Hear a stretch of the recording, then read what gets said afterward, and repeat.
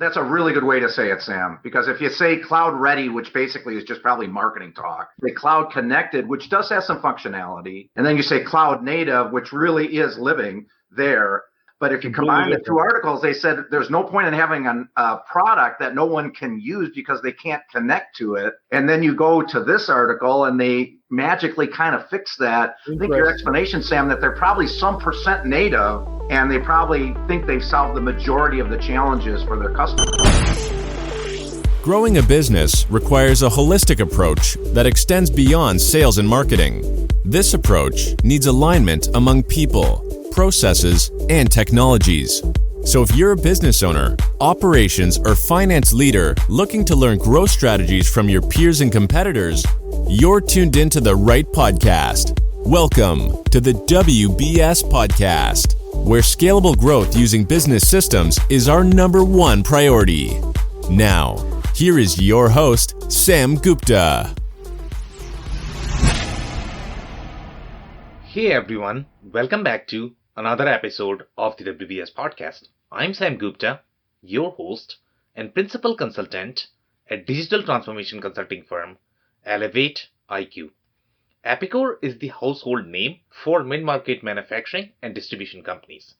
Just like Infor, it offers last-mile functionality for manufacturing and distribution companies that may not be available through other enterprise players such as SAP, Oracle, and Microsoft. While Epicor may not be as global a solution as some of their larger competitors, they offer more value to the SMB manufacturers and distributors. Epicor also has a similar strategy as Infor and Aptean to focus on specific industry verticals in the manufacturing and distribution space and have acquired many last mile products in the last few years.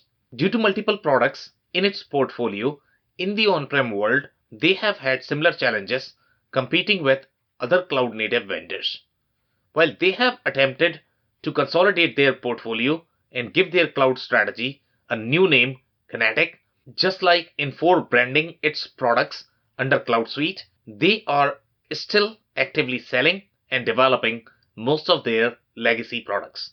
In today's episode, we invited a panel of industry experts for a live discussion on LinkedIn to discuss major stories in the ERP and digital transformation space and an objective and independent review of Epicor's capabilities.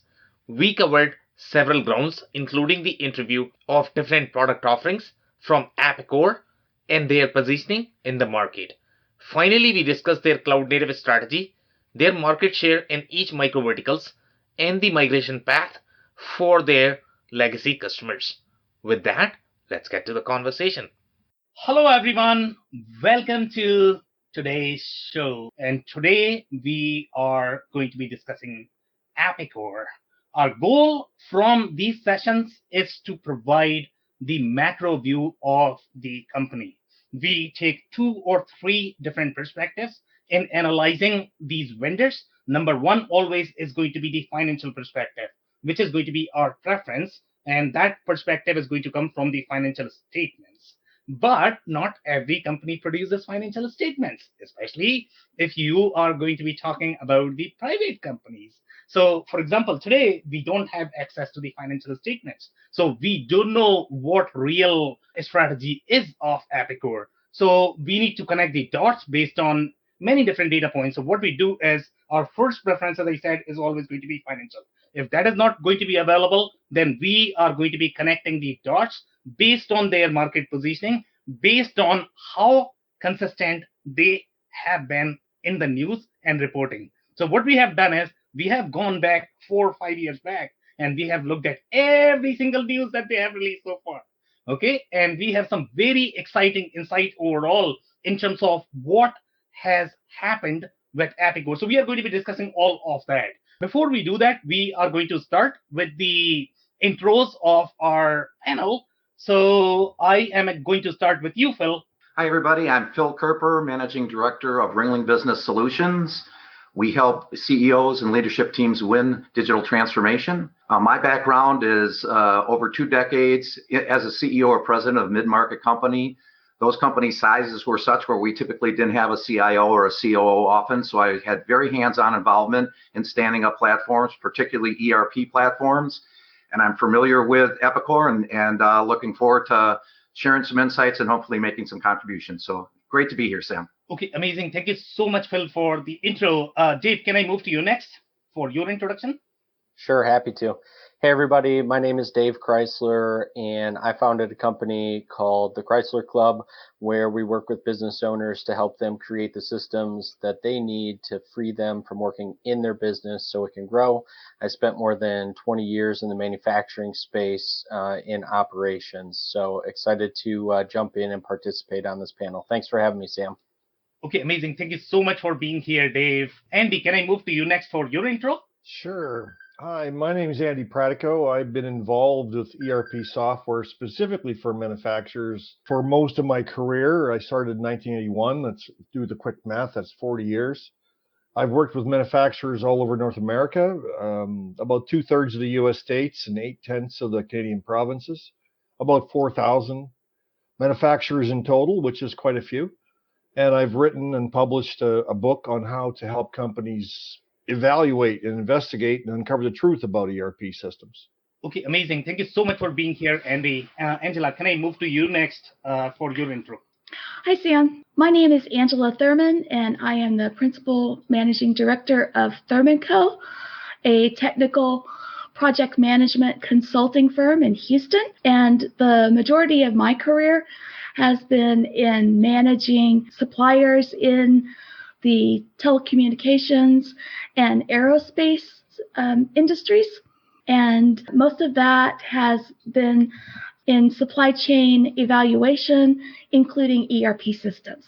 Okay, amazing. Thank you so much for the intro, Angela. And we are going to now jump right into the topic. So first, we are going to cover 4 to 5 stories that we bring for you, and that is going to be very specific to either ERP or digital transformation. So the very first story that we have is going to be related to E2 Open.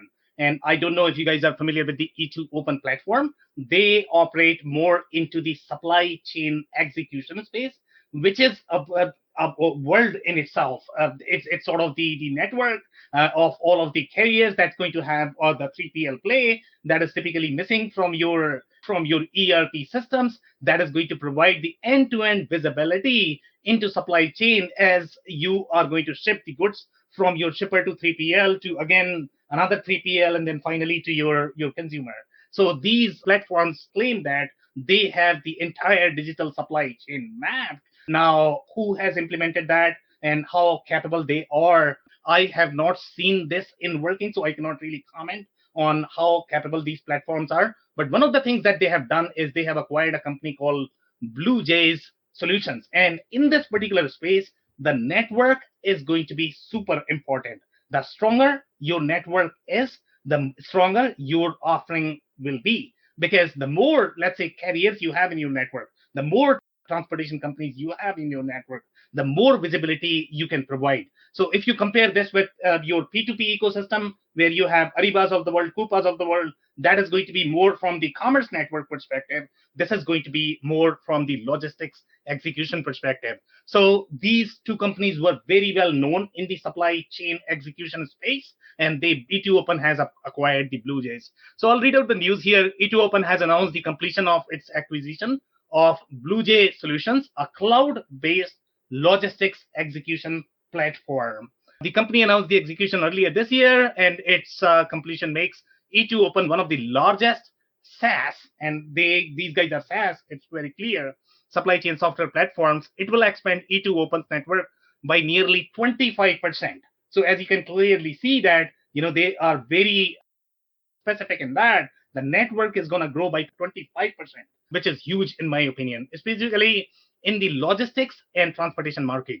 E2 Open is a B2B provider of cloud-based and on-demand software for computer, telecom, electronics, and other supply chain markets. The company's collaborative platform collects real-time data from clients. So this is really about E2 Open. But if we look at the insight about the execution, they are claiming that with the completed acquisition of Blue Jay Solutions, E2 Open expands its supply chain execution capabilities with a complementary global trade management platform.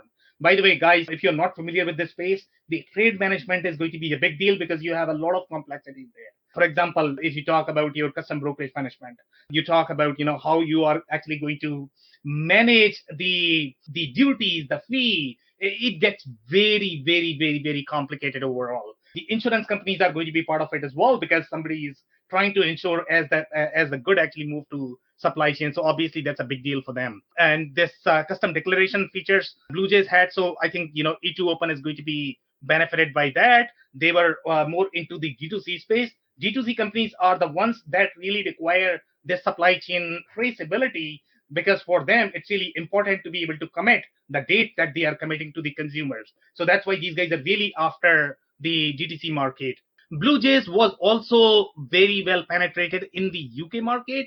So obviously now these guys are going to be able to cross-sell some of their offerings in the UK market, and they most likely the network, I don't know where BlueJays network was, but it seems like they were primarily present in the UK or the Europe market. So Sam, I was just going to comment that the ability to simplify anything involving declarations, the customs, all of the brokerages is going to be a great benefit to their customers. That is a morass that is very difficult to maneuver, and I would say there are very few people or companies that do it well. So I'm happy to see that someone is moving forward with that and offering these benefits. So my understanding of E2 Open Platform, to be honest, they had these capabilities, but they are going to get additional capabilities. So when you look at custom brokerage market, when you ship a good from point A to point B, the custom requirement for this particular entry is going to be different from the other point.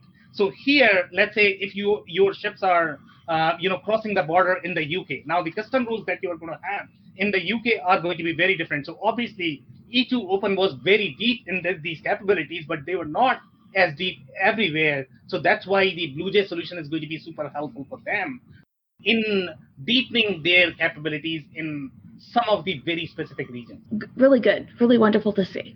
So the next story is coming from the ECI Software Solutions. And if you guys are not familiar with this company, ECI has sort of become the new Infor, the new Epicor, the new Apteans of the smaller market. ECI as a company, in my mind, was always known for the Macola solution, if I remember correctly. Then now they have acquired a lot of companies. In this year, I think they have acquired JobBoss. They have acquired the company called DCOM. And by the way, if you guys are don't remember, we covered DCOM in the QuickBook session, which we did 4 weeks back.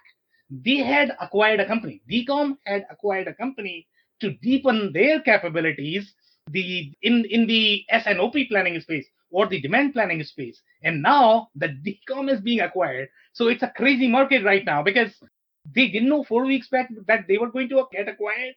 That is slightly strange for me. So something is happening in the market that I'm not able to pinpoint. Here, ECI has acquired DCOM for their process manufacturing market. Process manufacturing market has always been slightly trickier. There were not as many competitors as you would have in the discrete manufacturing market.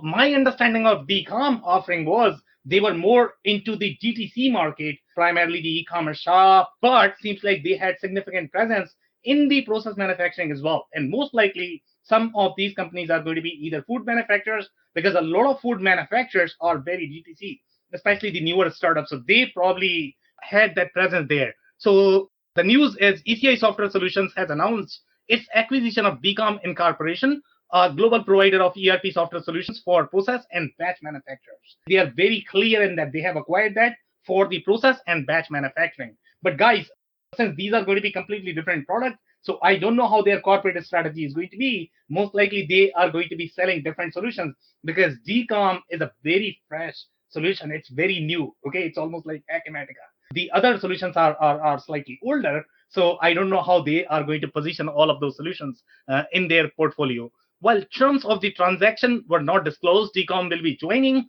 ECI's manufacturing division.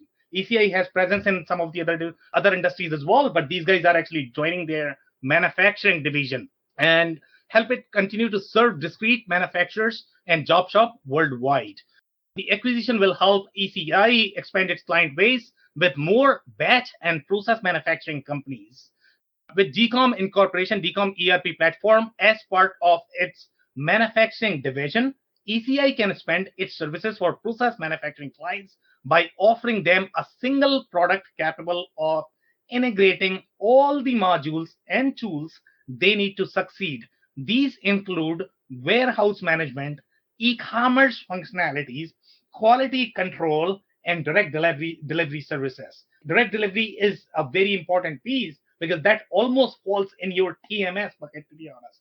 But the newer food manufacturers, okay, especially the ones that are DTC, they have very e-commerce base, and then they are going to require a lot of DTC because if you look at some of these frozen food manufacturers, they maintain their own fleet.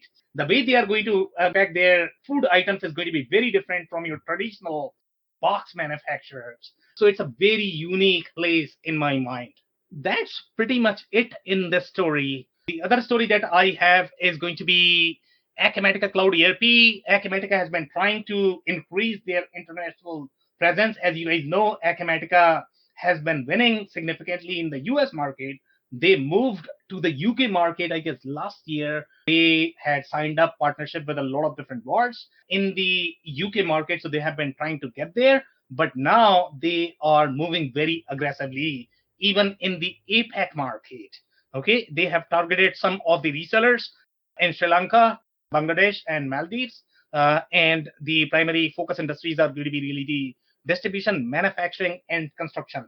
As you guys know, obviously, Acumatica is a very solid platform overall in the cloud native space. Their biggest challenge right now is going to be really the localization to be able to position themselves as the global solution. So as they are deepening these partnerships, I think the next step is going to be how they can localize for the other markets so they can really position this as the global solution like some of the other bigger solutions that we have in the market. I will move to the last story of the day, and this is going to be related to MuleSoft. And if you guys are not familiar with MuleSoft is the iPaaS solution. This is the integration platform as a service. So basically, the goal of this is going to be if you have any typically iPaaS platforms, make it easier so that you don't have to worry about the code. It's really the no-code platform. Salesforce acquired this for a reason. As you guys know, Salesforce is a CRM company, and they wanted to integrate with everything so that they can rule the CRM market so that they don't have to get into the ERP market. From their perspective, they were always thinking that, you know what, there is not much innovation that is going to happen in the ERP market. They are going to be more like mainframe, the way mainframe works right now. It just sits in the back office. You are not going to have much of the innovation there. So what I'm going to do is I'm actually going to create the integration there because the most innovation is going to happen in the CRM platform. That's the mindset. Salesforce is operating at this point of time, and that's why they have acquired companies like Tableau, companies like Slack. Their focus is going to be very pre-sale side of the process, the community building side of the process, sales and marketing side of the processes. So here they have acquired another company called Service Trace. By the way, they are deepening their capabilities in the field service space because they consider that as part of your CRM umbrella. So Service Trace is going to be the RPA solution. I don't know if MuleSoft has that there or not, but Service Trace is actually going to help them with the RPA capabilities in the no-code solution. Now, that's the end of the story. I'll take some quick comments for 2-3 minutes. After that, I'll move to the discussion about Epicor. So quickly, Sam, the ECI acquisition was interesting to me for two reasons. First of all, that it is in the process space, which with Internet of Things and all the other things going on from data coming out of the process space on ERP, if you look at what they filled in, it was quality control, it was warehouse management, it was kind of the pieces around that. That just looked very interesting, I would think would make them stronger. And on the logistics side, what a timely story, because logistics is a huge issue for everybody right now. on all fronts and I think people are looking at ERP and looking at the expanded digital ecosystem to say how do we get in front of some of the problems we're having on logistics. And so that one also was timely, I thought, just from an industry standpoint. I completely agree. The only comment I would make is when you talk about the process and batch manufacturing capabilities, these get slightly deeper in terms of the formula management, the recipe management, the recall traceability. We did not see any mention of that. Even the smaller companies, let's say if you have the DTG companies that are simply producing food, they still need to comply with HACCP.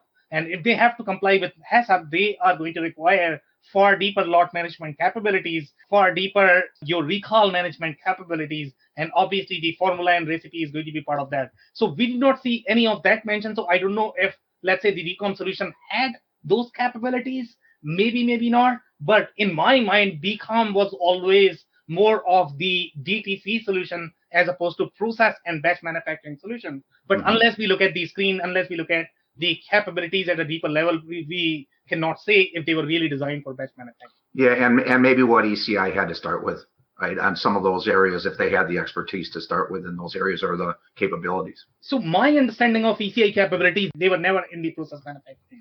Yeah, so maybe that's a great point then maybe because I haven't been personally involved in ECI. I know of them. Maybe that's another acquisition. Maybe you're predicting their next acquisition. Maybe.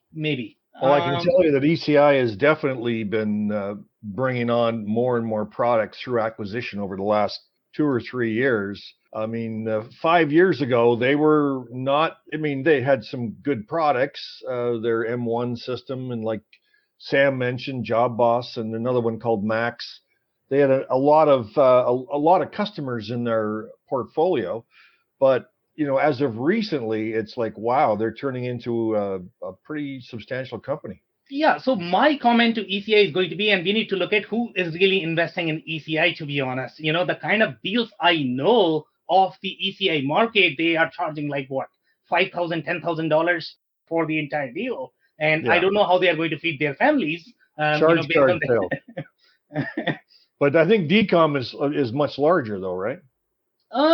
If ECI has acquired, my assumption is going to be, and that's what I was thinking, because I have seen a lot of industry analysts comparing DCOM with Acumatica, and as you guys know, Acumatica is obviously very big right now, but obviously your DCOM wasn't as big as Acumatica because it got acquired by ECI. ECI was a very small company, in my opinion.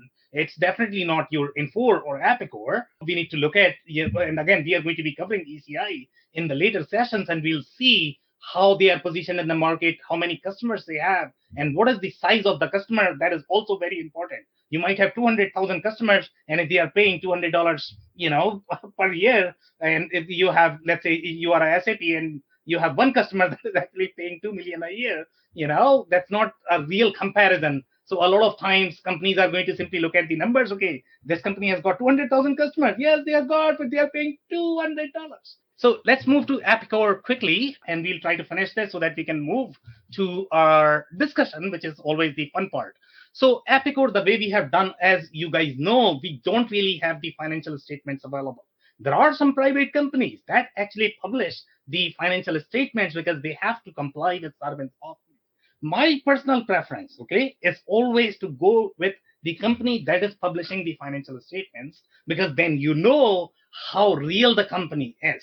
If you are really financially strong, then you should have no hesitation in publishing your real data than simply claiming that I've got 20,000, 25, 27,000 customers, when you are not providing your investors a clear picture publicly in terms of what your real business model is, who's funding you, what your cash position is at this point of time. In case of ERP system, it matters a lot. I'll tell you why. Because you need to have the R&D dollars. You need to have enough funds in your bank to be able to update the ERP system, because you need to comply with law. You need to comply with accounting regulations on a daily basis. If you don't have that funding in your bank account, and if you cannot demonstrate that, in my books, I don't trust those companies, to be honest. My preference always is going to be for the public companies, just because we have a lot more data points available for them publicly. So here, in case of Epicor, we don't have that. Now, so we are going to look at their marketing positioning, how they are positioned in the market. So here, if you look at their menu structure, the way they have structured, I just did not know how to correlate these product offerings, to be honest. Okay, so the very first offering that they have is called BizTrack. Now, it's not even an ERP. Now, if Epicor is really positioned as the ERP company, as a marketer, if I were Epicor, then I would be putting that as my flagship product. Okay, that's my number one. Okay, if NetSuite is my number one product, that's going number one. Then I am actually going to say that I have these bunch of add-ons that I sell. But here, BizTrack is the number one product for some reason. I don't know if this is just the poor marketing, or BizTrack really has very significant market share that they want their customers to first click that link. Okay, so BizTrack is positioned in the building supply market. Okay, then you have one more product called LumberTrack. LumberTrack is positioned for the lumber company. Okay, so they have very unique offerings in the building supply and the lumber supply companies. Okay, and they have some of the other products such as CMS Automotive, Eagle Automotive, and Vision. And these are very unique offering for automotive industries. Okay, they have things like, I don't know whether you guys have seen the demos of a company called Jan Alpha. So they are positioned in the aftermarket manufacturer. So typically what they need is they need the visualization of their entire equipment, so that if anybody needs to know which part they are trying to buy, they should be able to visualize that. That's what is called sort of the cataloging in that space. So the automotive companies, especially in the aftermarket, they require these capabilities. So CMS Automotive, Eagle Automotive, Vision, they are going to have very deep capabilities for these automotive companies. Now, if you look at the Eclipse solution, okay? Aren't those in alphabetical order? Yes, they are. So they're not prioritizing them as their most meaningful solution. They're just in alphabetical order. So as a marketer, I would not do that. I wouldn't do that either. As a marketer, it's a horrible idea. Maybe they didn't want to make anybody internally angry at who went first. But that's a great catch. Thank you so much, Angela, for figuring that out. Yeah, no, I think we all noticed that. But these descriptions on the right-hand column, I see you've got little arrows pointing all directions. Was this all in one screen, or is this two screens that were put together? So this is one screen. This is the screenshot of their home page of the menu. So typically, if I am actually designing these menus, I would have, let's say, automotive companies. You go here, aligned to, each one aligned to their description. Yeah, wow, that's crazy. Yeah, they do a little bit better on that later, but yeah, this one's tough. This particular one is tough. Great catch, by the way, Angela. Thank you so much for that. Now, one of the things that I noticed is Eclipse is their flagship product. Okay, they have been winning a lot in the electrical distribution space. And guys, if you are not familiar with electrical distribution space, that's a very unique space. Okay, it has flavors of construction, because as you know, when you are constructing your buildings, you have to coordinate with your general contractors. They are actually going to require your electricians and plumbers. And then, so the way the electrical contractor business or the electrical distribution business works is a lot of electrical distributors have a lot of contract business as well that they carry as part of their business model. So Eclipse is the go-to product in that market. Okay. And by the way, Epicor claims that. I could not find the actual number of customers. Sometimes they are claiming that they have roughly 20,000. On their site, it's claimed that they have 27,000 customers. Okay, right now, as of today. Now, among those 27 or 20, I don't know which one to trust, to be honest. Sometimes they are referring 20, sometimes 27. Eclipse in their documentation has 4,500 customers. Okay, this is a very unique product. I mean, this is not even their flagship product. So their 4,500 customers are coming from a very niche product targeted for the electrical distributors. So now you are going to actually wonder and question that, okay, you have so many different products and you don't know what is going on here. You have no idea what is the count of their flagship product at this point of time. How many installations do they really have? Okay, they are going to claim I have 27,000, but that 27,000 is not really for their flagship product, because these all products completely different. They are going to have different databases. They are going to have their own product roadmap. They are going to have their release schedule. They are going to have different code bases. They are most likely, they might be integrated, but as you know how integration works, but it's not just one product. So now one conclusion that you can make from this is their flagship product is probably going to be somewhere around 7,000, maybe 6,000. And if that is the case, then Epicor flagship product is probably smaller than your Kinetic and NetSuite. Think Right. about that, guys. Absolutely. Okay. So that's my conclusion. I could be off a little bit, but that's what I am reading based on the data that I have here. So Eclipse is 4,500. We have no number for this is the Epicor ERP 10 product, which has been named as the Kinetic product. Okay. Then you have obviously the lumber track. By the way, they have always been very strong in the retail space. Okay. They had 3 pillars as per their corporate positioning: retail, distribution, manufacturing. Okay. From there, if you actually read some of these statements right before KKR investment, and KKR was the private equity company that invested somewhere around 2016, and they exited in 2016 within 4 years. Before that, they actually wanted to make Epicor cloud ready. Epicor's challenge has always been they were never a cloud ready company. They are significantly late overall. Okay. So their goal was to reduce the footprint that they have from the product perspective. As you can see, it's very busy right now. They have a lot of products. If you try to convert all of them in cloud, you are going to have nightmare. You are going to probably require billions and billions of dollars. So now you have to figure out how to basically manage this and then move to cloud, right? So they had to figure out, okay, what can I do as a company? So what they did is they actually wanted to balance their portfolio. So one of the things that they did is they actually spun off one of the company called Aptos. Okay, they had roughly 1,000 installations in Fortune 500 companies. Okay, so this was a very omni-channel retail platform that they had, and they spun off right before KKR acquisition. Now, I don't know what were the reasons why they spun that off, but Epicor was never positioned as the manufacturing play. They were more of the retail distribution sort of play. In 2015, that's where Acumatica and NetSuite became super strong. They really started penetrating the cloud market. So now Epicor had to figure out, okay, what do we do? So that's where they started deepening their capabilities more in the manufacturing space. Now we are going to look at more data points to validate this hypothesis than the one I'm making right now.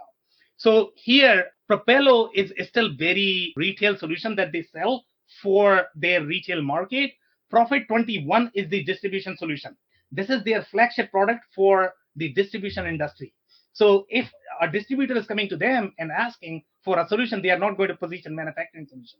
They are going to position distribution solution. And this was very well known. It's a brand name in the distribution community.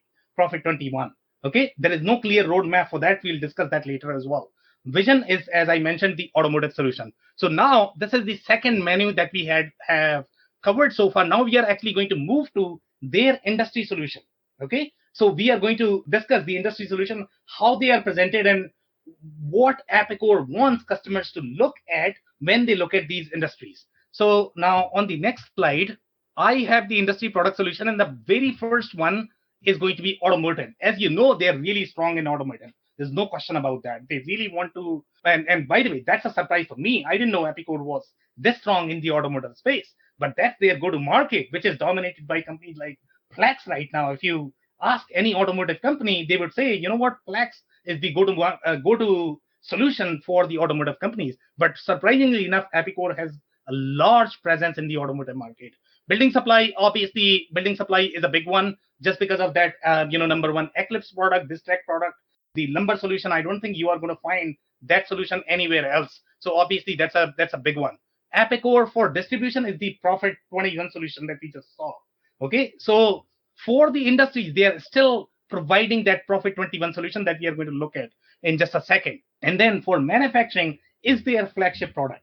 The Epicor 10, the Kinetic product that they have, is the flagship product. And if you click on that menu, they are directing you to the Kinetic solution. So now we are going to see, what their cloud native strategy is going to be. They are positioning the Kinetic solution as their cloud native solution, but how are they going to fulfill all of these niche industries where they had real market share, the only reason why Epicor was winning is because of all these niche capabilities. It's not necessarily because of the strong product. It's really because they had this niche capabilities in all of these industries. And if you look at the retail is, they point to the Propello solution, which is the cloud native, omni-channel, POS centric solution. It's not really ERP. Yeah, just to clarify, and Andy, you may know this better than I do, but I believe Epicor's positioning of automotive as number one is aftermarket. It's not on the operational side. I don't think they have strength in automotive manufacturing. I think they have strength in the automotive aftermarket and services space. Absolutely, Phil. It's aftermarket, or it's a second or third tier supplier to the main automotive manufacturers. Yeah, I don't think these guys are living in the core automotive or even the direct supply chain, which are big companies with a lot more going on than I think this software is probably going to be aimed at, let's say. So guys, I'm actually going to have one recommendation for Epicor, to be honest. They should probably hire Angela as their marketer, because the way I'm suspecting here is it's the way it is positioned. So if you look at automotive, building supply, I really don't know why they would do that. They really need a marketer. Well, at least they know their ABC. Marketing, to be honest with you, Sam. Yeah, at least they know their ABC, Sam. That's pretty good. They do. Yeah. So, all right. So maybe we are not reading it right, because my assumption and my expectation, if I look at any company, is going to be you are going to position yourself based on your market share. Yeah. Okay, that's how I like to see things. I mean, that's how marketers like to see things in the structured manner. Okay, so I think we are definitely misreading something here. Maybe automotive is not their primary market. Maybe something else. We don't know. We cannot really interpret because we don't have enough data right now. But if you look at the building supply, so they have BizTrack, they have NumberTrack. So all of these are on-prem legacy solutions. Guys, if you look at the screens of these products, they are very outdated. Okay? They are extremely outdated. They have not been updated for I don't know how long. There's not a lot of R&D spent on those ones. Yes, and you are actually going to get the same feel as you were getting for Fishbowl, to be honest. Okay, if you compare the screen, and we can do one comparison, sure. Okay, we can do the comparison. Desktop screens, as you know, look very different than your cloud native screens. We all know how to identify that. If you actually look at the details, you can figure those out. So obviously they are not investing a lot. They are simply trying to please those customers right now. But the question is going to be, what is the path for these customers on the newer solution is going to be my question. So building supply, obviously they have not positioned Kinetic here that, okay, if you are cloud, then go to Kinetic. They are not doing that. They are still positioning your BizTrack, NumberTrack, warehouse management. So those three solutions, they are positioning for building supply. Okay, distribution, as you guys know, for distribution, they are positioning it as the Prophet 21. Okay, so that's their flagship product for distribution. Not for manufacturing. This is a very distribution-centric solution. It's a very successful solution, but it's a completely different product from your Epicor ERP10. A lot of people get confused. They are going to feel that, you know what, I'm simply using Epicor. Epicor has a lot of different products. In fact, one of the things that I have heard in the community is Epicor is just one product. No, they have a lot of products, okay? And we are going to actually look at their support screen. The biggest place, if you want to find out whether you are using one product or you are using combination of products integrated together, you need to go to their support screen. And I'll tell you why. Because when you are actually going to call the support guy, the very first question the support person is going to ask you, okay, which is the product that you are using? Which is the version that you are using? What is the mode of deployment for your product? Otherwise, I cannot support you. So that's why the support is really important, and we have taken the screenshot of that as well in terms of how many products they have underneath. Epicor for manufacturing, this is the only one they are saying that, you know what, I'm actually going to go cloud native. Kinetic is go to market, but the only place where they have really positioned this is Kinetic. Now, I don't know if this is really the poor marketing or it's really the strategy. So there's something off here, but they don't have a clear strategy for the existing legacy customers that they had in those niche industries. Now, let's go to my retail. So retail, the only thing has is the Propello. Obviously, this is not the ERP system. So for customers, this could be confusing because they might feel that I'm actually getting the ERP, but it's really the POS system, retail management platform. It says born in the cloud, sure, the only piece that is going to be born in the cloud is really going to be your POS solution. It's not going to be your core ERP. So there is a lot of confusion overall in the way they have structured their marketing and strategy in my mind. Tell me something, Sam. Is this Propello, is it more of an add-on to the Profit 21 tool? So I think they are selling Propello with whichever solution they might have. So I've seen this being used with Epicor ERP 10, because if the company is going to have deeper manufacturing needs, along with, let's say, they have their own distribution channel, then Propello would be used with Epicor ERP 10. Yeah. Otherwise, so it's really the add-on that could be used with any of the platforms. So let's keep moving here. Now let's look at their cloud solutions. Okay. So most companies that we saw in case of Oracle, the only solutions they are positioning in the market is going to be your flagship product that Oracle has, and then secondary is going to be your NetSuite. That's how their marketing positioning was. But in case of Epicor, when we look at the cloud solutions, great. Okay, they are targeting 3 industries. That's consistent with the news that, okay, I am going to have 3 pillars. They are going to be equal. I'm not saying that my manufacturing pillar is bigger than my distribution. I'm going to have equal presence in all these 3 categories. That's how Epicor likes to position themselves in the news, in the media, in the market. So now, as you can see, these are 3 pillars. And from marketing perspective, if the marketing is done right, I can see these 3 are evenly positioned. Now, let's look at what's happening underneath them. So in case of manufacturing, as you can see, if you pay attention to the URL says manufacturing cloud is equal to yes. Okay. What that means is, if you are looking for a cloud solution and if you are a manufacturing company, I want you to buy Kinetic. Okay. That's what it means in the marketing terms. So obviously they want, so let's say if any of the manufacturers are going to go to Epicor, they are most likely going to point them to Kinetic, but they are not going to get all the bells and whistles that were available through the other manufacturing platforms where they had significant deeper expertise, such as your automotive. Now, let's look at some more screens here. Now, if you look at the distribution, this is very interesting. If you look at the news, they are claiming that they have killed all of their legacy products and their go-to platform is going to be Kinetic. But if you look at their cloud positioning from the market perspective, right now they are positioning Profit 21, because obviously if the customers are actually going to buy Kinetic, they are going to be super confused that I'm not a manufacturing company. You are trying to sell me a manufacturing solution. Okay, so that's why they are actually going to position Profit 21, but I could not find a clear strategy for Profit 21, whether that is going to be cloud native or not. So it's very interesting.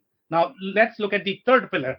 And third pillar is the funniest. Now, as a corporate entity, you are actually trying to position 3 pillars. And in case of retail, the only thing I'm selling you is going to be my POS, which I find fascinating, because obviously retail companies need an ERP as well. So I would have liked to see here either Kinetic or Profit 21. But Andy, I think you are right. Since they are trying to position on both of them, so they don't want to make it confusing by positioning 2 different products, underneath your POS. So that's a tricky part, I guess. That's why they probably don't have an ERP for retail customers. Now, let's look at some news. And this is the recent news that they have. As you guys can see the date, this is coming like a month back or 2-3 months back. So here they are saying, and this is, by the way, this is the search target platform. Obviously, they are very credible. So here they are saying Epicor Software Corporation is making a play as a cloud-first ERP company with the rebranding of its flagship Epicor product. Okay, so cloud-first ERP company. I get the mindset, but they are trying to oversell, and Epicor is the only company that I have seen overselling this. Okay, they are calling themselves as cloud native. None of the companies, including your Sage, Oracle, we have already seen that they did not call themselves as cloud native. They call themselves as cloud connected. If you actually look at the news, Epicor ERP 10, now called Epicor Kinetic, is a multi-tenant SaaS ERP system for small to medium-sized manufacturing and distribution firms, and offers functionality for specific industries, including discrete manufacturing, process manufacturing, metals, and lumber. By the way, guys, I have not seen any capabilities related to process manufacturing so far in their data sheet. but they somehow have claimed that they have capabilities for process manufacturing, which I find a bit misleading, in my opinion. Although Epicor ERP10 was cloud ready, so they are saying that Epicor 10 was cloud ready, but they chose to go with your cloud native solution called Kinetic. By the way, guys, Kinetic is just a UX layer. SAP has done this 5 years back with the platform called Fury. Okay, Infor did this 4 or 5 years back as well. And Andy, you can remind me what is their UX platform called? Mongoose. Mongoose. That's a development tool. Yeah. So the built-in development tool. Yeah. So this is the same mindset that they are playing in 2021. Okay, I know. And by the way, I know. But what's really interesting is that it's this whole claim. It's although Epicor ERP was cloud ready. What does that mean? Yeah. So we are going to dig into all of that. Let's look at the overall positioning. In my mind, the only thing they have done is they have simply improvised their UI layer. It's not really cloud native. It's still very cloud connected solution. In fact, if you look at their screens right now, to be honest, they are very desktop looking. Even the cloud connected solutions, if you look at Sage X3, if you look at your Infor screens, they are slightly better than what Epicor has. The only reason is because they are late in the market, and that could be the reason why KKR really wanted out within 4 years. Okay, so we'll look into that as well. Just give me a second here. So here, this is coming from the president. By the way, there has been a lot of management changes as well. Now their CTO is the president. So the new president is saying it was essential to get the products, which is sometimes the easier job, and then start converting our 20,000 on-premise customers to the cloud. Okay, so obviously that's their big challenge that they have, but how they are going to convert is not clear. So now I'm actually going to move to the next slide here. This is other news that we have. This is coming from what? This is also in June 2021. Here they are clearly saying the Kinetic was the name for the UX framework, which means the underlying code is still going to be legacy.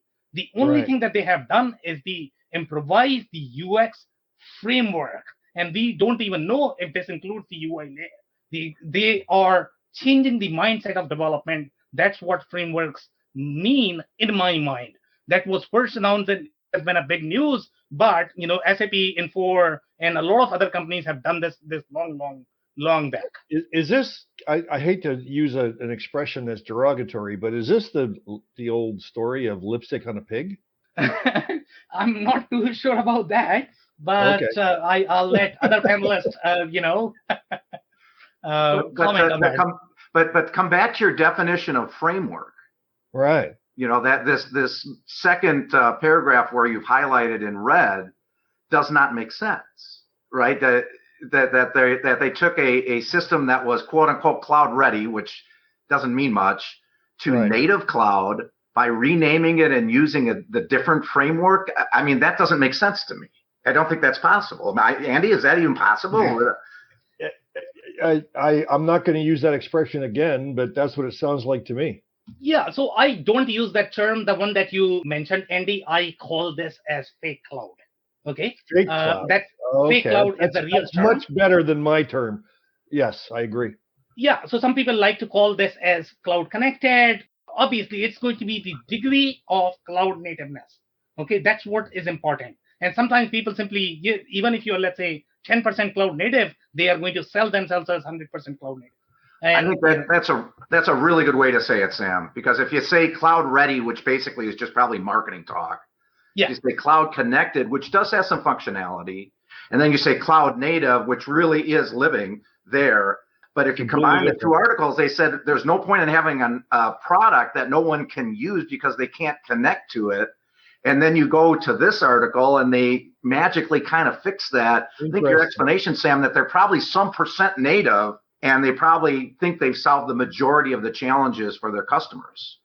Exactly. I completely agree with you guys. So here we are actually going to look at the support slide, the one that I had mentioned, and this is where you get the real picture of what is happening underneath. Okay, so this is where you are going to find zillions of products. And by the way, guys, today I had KKR as the investor. Tomorrow I get another investor and they don't feel that ECS 4CL should be part of my corporate strategy. You are gone because you were using that product underneath as part of your ERP solution. So that's why the number of products that a company carrying in the background matters a lot. And Sam, is this slide saying that all those packages, which it looks like there's about 100 there, are supported? They are supporting pretty much everything because they have to, support their legacy customers. Really? A lot of companies like have moved on. 2000, Manfact, all those 1980 products? As per their marketing, yes. Wow. Unless they are not updating their site. Still? Holy cow. Okay. Okay, so now let's move to the next slide. So here, this is a very product specific information. And the reason why this has product information is because we wanted to simply identify the red flags. Okay, in terms of the corporate strategy, sometimes we have to use the example of the specific product. And by the way, if Epicor is claiming that my Kinetic is going to be my go-to product, I am going to sell Kinetic to everybody because this is going to be my cloud native product, then this is the product that everybody should be paying attention to because this is the one that is going to be comparable to your NetSuite, Acumatica, Infor, SAP of the world, right? So here, one of the things that they have claimed in their data sheet is going to be integration to Salesforce. And that's where I got the mention of Jitterbit. By the way, guys, if you are not familiar with Jitterbit, Jitterbit is the iPaaS platform. Okay, I didn't realize that Epicor actually had a relationship with Jitterbit. And I don't know if they are using Jitterbit as the iPaaS to integrate all of these solutions underneath. But for Salesforce, they are definitely using that. Okay, so that's a point to be noted that they use Jitterbit in some capacity. So if you are looking at the contract from Epicor, make sure you are paying attention to the mention of Jitterbit, where exactly that is being used. The other things that I noted in their supply chain management capabilities, they have a lot of different capabilities related to EDI just because they acquired a company which had very deep EDI capabilities natively, which is a strength for Epicor. One of the things that I really liked about Epicor is going to be product lifecycle management. That is part of your ERP. A lot of the PLM practitioners, if you ask them, they typically don't like PLM solution as part of your ERP just because it's not as friendly. But Epicor is actually providing that as part of the core. But guys, in the next slide, I'm going to show you that quality module that they have. That's not inbuilt as part of Epicor. Okay, that is used from a third party, and a third party name is actually mentioned there. So now, if you think more from the corporate strategy perspective, okay, so I'm a manufacturing ERP, and I'm not going to provide you quality. And this is the approach that even companies like Acumatica takes. Okay, they don't have a quality module inbuilt. They are relying on a third party, okay, for their quality. Here, Epicor is relying on a third party as well. So what do you perceive from this? So maybe what Epicor is trying to do is, I'm not going to go into the more regulated industries where I am going to have a lot more quality requirements. I'll stick to slightly more lighter manufacturing situations where I am going to have a lot more needs from the shop floor perspective. I'm going to go really strong in my industry 4.0 capabilities. By the way, guys, if you pay attention to the news, you are going to see all of this in the recent developments. So they are really targeting the companies. And by the way, they are really strong in automotive. Automotive asks for a lot of different industry 4.0 capabilities. For them, if their one line is going to be down, and then there's going to be like millions of dollars they are going to lose. So obviously, they need to focus a lot more on their industry 4.0 capabilities, but they are not as worried about quality for some reason. So Sam, yeah, I do have a comment about the PLM though too. So even though they say that they have a strong PLM, I would say that it may be not as strong as what they're representing, because while they say that it allows for secure document storage and so forth, it also says that it requires integration with something like SharePoint. So that's going to require role-specific security measures. So most of these platforms are really .NET based. So in my mind, I think they all should integrate or play well with SharePoint, just because that's the same ecosystem that you have in Microsoft. So I don't know if I would call them out on that, but there is some underlying integration. I don't know if this is part of the real products or they are simply trying to integrate multiple PLM products with your ERP. and that we can probably look at the product support slides to find that out. But they have PLM capabilities, at least for the electronics manufacturing industry. Okay. Well, their brochure specifically says that Epicor PLM provides an electronic vault where documents can be securely stored and where access and versioning can be tightly controlled. I think they're just describing engineering change control, and that's just a very marketing way to describe that. Yeah, subset of document management. That's on in the PLM section. But if those documents are having to be stored in some other system than Epicor, such as SharePoint, then the security measures are not resident in Epicor. They're going to be up to whoever is the administrator of the SharePoint site. Or the True Vault software. Exactly. Yeah. So Epicor, they've always been pretty good spin doctors. They can make anything sound like it doesn't. So most of the integrated solutions are going to figure out their user security and user access.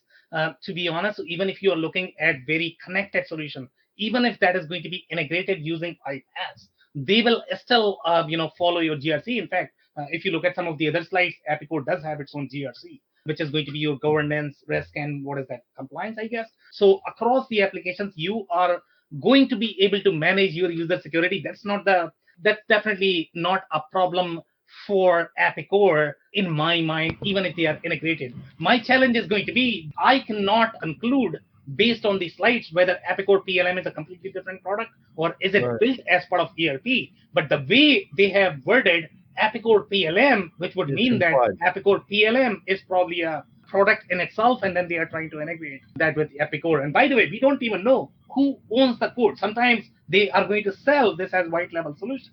But then that's going to be somebody else's solution. All right, guys, so we'll move quickly. Here, one of the things that I noticed with Epicor is they do have the quick ship solution, which is very unique. This you are not going to find in a lot of different ERP systems, to be honest. And this is going to be a need for a lot of different manufacturers. So let's say if you need this, you are probably going to require an add-on such as your ASATs of the world, or there are many other, ship add-ons, but Epicor has included this as part of their capability. But now I don't know who owns this code, but this is part of their data sheet. So most likely they are providing that as part of the Epicor solution. Epicor bought the Insight product about 8 years ago, I want to guess. So I'm sure that's what that is, which is a very strong shipping tool. Exactly. Yeah, but I mean, with the other ERP systems, you are probably going to require an add-on. So that's an edge for Epicor in my mind. Absolutely. And they have a very strong demand planner and the SNOP functionality as well. So the way I'm picturing Epicor solution, it's going to be very complete solution out of the box for smaller manufacturing companies, but it is not going to have as many global capabilities because they are not very clear in terms of what localization they have for other countries. So they are. Well, the fact that it's mentioning statistical forecasting and emphasizing that usually implies that it's more of a widget manufacturing tool it's targeted at, something that's forecastable, right? Not a custom manufacturer. Yes, but I mean, not everybody is going to use every single capability out there. I understood. Yes, absolutely correct. But in this particular case, their marketing people deserve a little credit because both of these are impactful out of the box. You can get both of these. The quick ship program, you can get that as an add-on or whatever to anything you buy. But if that's really out of the box, ready to go, those are two nice features. Strong. Yeah, I agree. All right, guys, so we are going to move quickly. So this is the QMS solution that I mentioned, and this is provided by ETQ Reliance. ETQ Reliance is a very strong quality provider. They do a lot of certifications such as your CMMC. They're very, very, very strong. So Epicor does not seem to have its own quality module. So I would think that they are going to struggle with the in-process quality requirements that a lot of industries are going to have. Now, I don't know if the companies that might be using Epicor, they might be happy with Epicor, but they may not have implemented all of those process flows related to in-process quality, because if you are going to be using an external solution, then you will probably have challenges there. So pay attention to this. And by the way, this is owned by ETQ, which could change at any point of time depending upon who is really the investor in all those companies. Because typically when whoever is investing, they are going to have their own corporate strategy in terms of how they want to move the market. Okay, so I have some more to go. This is where they are trying to advance their MES ecosystem. They are really going strong in their MES capabilities. They are trying to bring as many Industry 4.0 capabilities as possible as part of their core ERP solution, which is fascinating in my mind when they are not investing that money in the quality module, but they are investing in Industry 4.0 capability. In my mind, if I were trying to target manufacturing, I would probably build the quality module first, then go for my Industry 4.0, because you can use a lot of different MES. So from the corporate strategy perspective, I think they are going after companies that are going to be slightly more into commoditized manufacturing as opposed to complex manufacturing. That's how I would perceive, but we don't have enough data points to be able to conclude. Does this imply that it's owned by Sage? No, this is Sage Clarity is a different company. It's just a brand. Okay. Yeah. Okay, so we have one more news. They have acquired one CPQ solution, and this is a very strong CPQ solution that they have acquired. This is interesting. Okay, this is very cloud native. Obviously, they have had a lot of reviews related to their CPQ solution. It wasn't as strong. KB Max is a cloud native solution.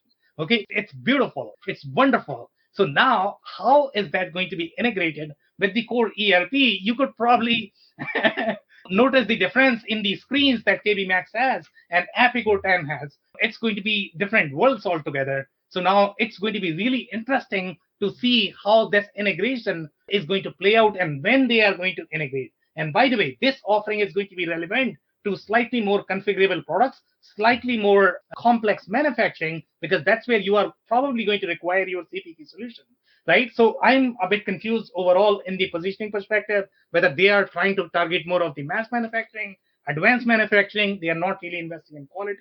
But this is what I could gather based on the insight that we have.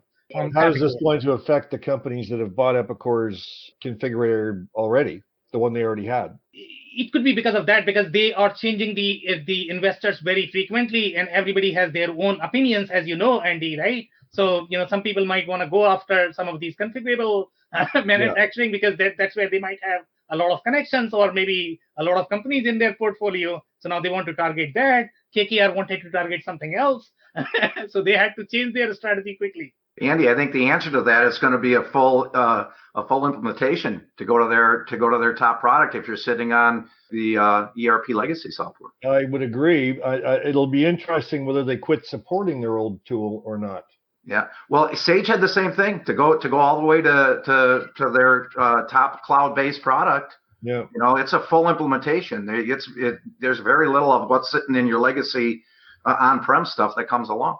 But this does sound impressive. I mean, it looks like from what it says, it's a world-class CPQ. Yeah, but I mean, overall, if you look at the capabilities, that in my opinion, I think Epicor is very late.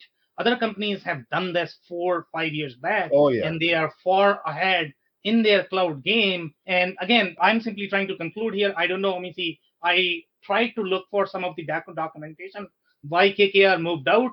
They said that, before acquisition, their growth was completely flat. Since they invested in Epicor, now they have tried to make the Epicor the cloud company. Now, I don't know what that means, to be honest, because now, if you look at their offering, they don't have clear product strategy. In my mind, I don't know what cloud strategy is. If it is simply rebranding their UX layer and calling one product your cloud native, when you don't have a clear path of migration for your legacy products, I don't know how they are going to migrate, because they all are very different products. They are very different industries. You cannot simply, change your manufacturing product to fit into your electrical distribution company unless you design a product from scratch, which is going to be slightly more modular, slightly more platform-centric, the way NetSuite is designed, the way Acumatica is designed. It's going to be very, very, very hard for Epicor. Any other questions or comments, guys? Dave, any clarifying comments? No, I think for me, Sam, and taking all this in, it really reminds me of asking all the appropriate questions during the entire ERP process, because whether it's marketing speak that we've kind of talked to some of those points, whether Sam, I thought you brought up a really great comment earlier in the discussion today about understanding the company that you're investing in, because an ERP implementation really is an undertaking. And so understanding where you're investing your money and will this company be around in the long term? Will they be able to support this? And kind of the other part of this for me is, if you invest in a solution today, what does a potential transformation or a potential upgrade in the future look like? These are all questions you should be asking. And as I sat and listened to, everything that everybody was saying to take it in, I'm just really reminded of that. And I thought it was important to bring that back up, because so often we don't know the questions to be asking. So I think this is just tremendously valuable just from that perspective alone. David, asking the right questions is step one, but understanding and interpreting the correct answers is the other. Because we can all have a list of questions and the salesman's going to say yes, yes, yes, yes, yes. You have to know how to ask the question. You have to know how to interpret the answer.